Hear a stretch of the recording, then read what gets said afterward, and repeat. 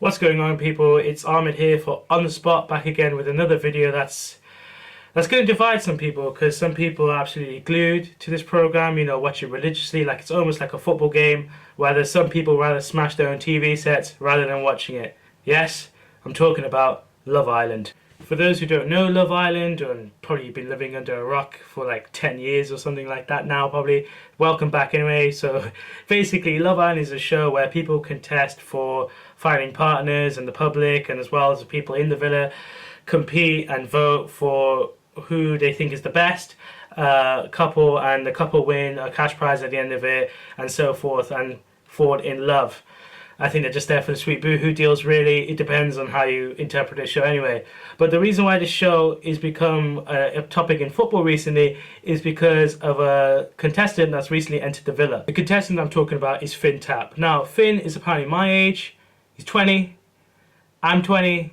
There's no way he's 20. He looks like he's 35 and has 3 kids and pays on a mortgage for a house in somewhere like Cheshire or somewhere.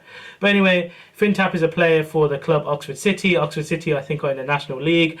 They're a team in mid-table mediocrity, if I can say that. They're like 13th or something. They're not doing that well, and they need Finn because apparently he was missed in the recent game. To keep it short, the story is basically Tapp, Oxford City player, basically went, you know what, I'm getting a transfer request to Love Island FC, and I'm not even going to tell you about it. He went to Love Island, basically didn't inform any players or managers apparently, or any of the training staff. So when it came to their game against, hold on, I'm looking now, Braintree Town, I hope I'm saying that right, I'm terrible with names, they lost 4-1 because they were missing their star man at the back. And it shows the danger almost for non-league football, because now what we're seeing is probably people who are in Finn's position, when all these Love Island knockoffs or even Love Island itself come calling, will they sacrifice it for football? I mean, realistically, some people are arguing online that he's done well for the club because he's helping growing the popularity of the club. But if you type in Oxford City, it's all about him.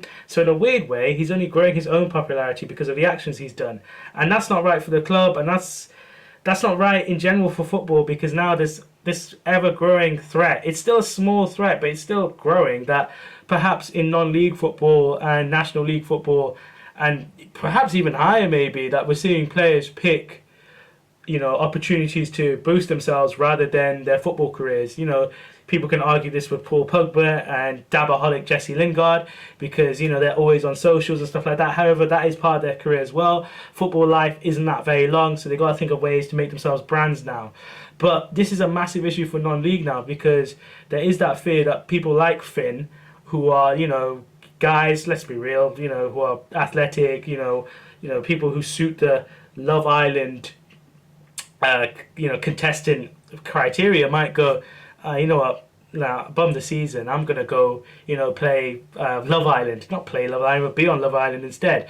Now, I don't know how clubs are gonna fight this. I don't know whether it'll be in their contract soon. You never know, because he has basically, it's like if you were at work and you didn't turn up to work and you went on Love Island without informing them, you would expect some fines and stuff like that. So maybe Finn, I hope you win so you can pay all those fines you're missing for training, matches, as well as not informing your club. But it's just an interesting topic to me. I hope you guys found it interesting as well. I'd like to see what Oxford City say about this, because they haven't really recently made a statement, because apparently he was not giving his best last game before he went to Love Island anyway. So it'd be interesting to see what they say. They have tweeted saying they're happy for him, but we don't know what goes on behind closed doors at a club, even at any level like Oxford City. So we'll have to see what happens.